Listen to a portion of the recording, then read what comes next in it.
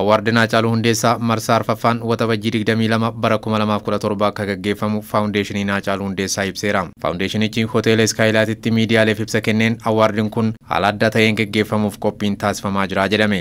Badhaasa Haacaaluu Hundeessaa marsaa arfaffaadha kuni. Badhaasni kuni waggaa waggaan waxabajjii 22 kan gaggeeffamu guyyaa Haceen itti wareegame sababeeffachuu fi kaayyoo Haacaaluu itti fufsiisuudhaaf kan faawundeeshiniin Haacaaluu bu'uureffatedha. Awwaardin Haacaaluu Hundeessaa artistoota hojii aartii irratti hirmaatan badhaasuuf kan kaayyeffate yoo ta'u, kunis akaakuuwwan badhaasaa 10 ol akka qabus himameera. Badhaasni Haacaaluu Hundeessaa dameelee 11 of jalaa qaba.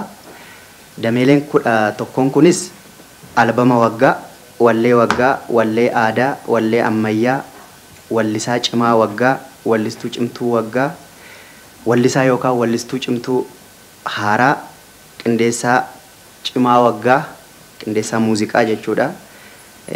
Viidiyoo sirba filatamaa waggaa, sinemaatoogiraafii filatamaa waggaa, kiroogiraafii cimaa yookaan cimtuu waggaati.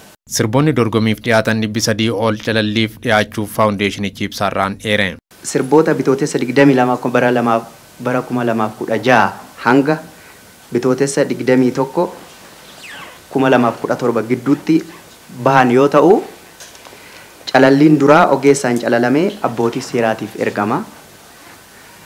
Haalli calallii albamoota 5 dabalatee sirboota 300 ol ta'an walitti qabamaniiru. Sirboonni kunneen weebsaayitii irratti kan galmaa'anii fi keessaan kan ergamanii yookaan funaanamanidha.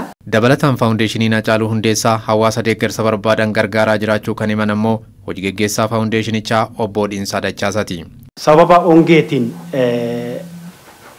uummata godina Booranaa ongee bara 2022 2021tiin kan ka'e bishaan boollaa guddaa tokko qotee bishaan qulqulluu uummata sanaan qaqqabsiisuudhaaf bishaan boollaa guddaa naannoo miliyoona birrii qarshii miliyoona 30 oliin hojjetee almost uummata 53,000 ol tajaajilaa jira jechuudha.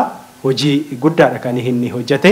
Kan biraa karaa barnootaatiin daa'ima alqaqalleeyyii yookaan abbaa yookaan maatii hin qabne vulnerable children warra jennu kana magaalaa Sabbataa fi magaalaa Ambootti dhaabbataan 2022 kaasee ijoollee 60 maateeriyaalii barnootaatiin deeggaraa jira.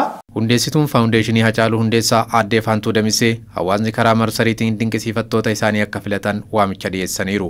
Weebsaayitii irratti galtanii sirboota yookaan hojiiwwan dinqisiifattanii fi jaalattan akka filattan asumaan ergaan dabarsuun barbaada.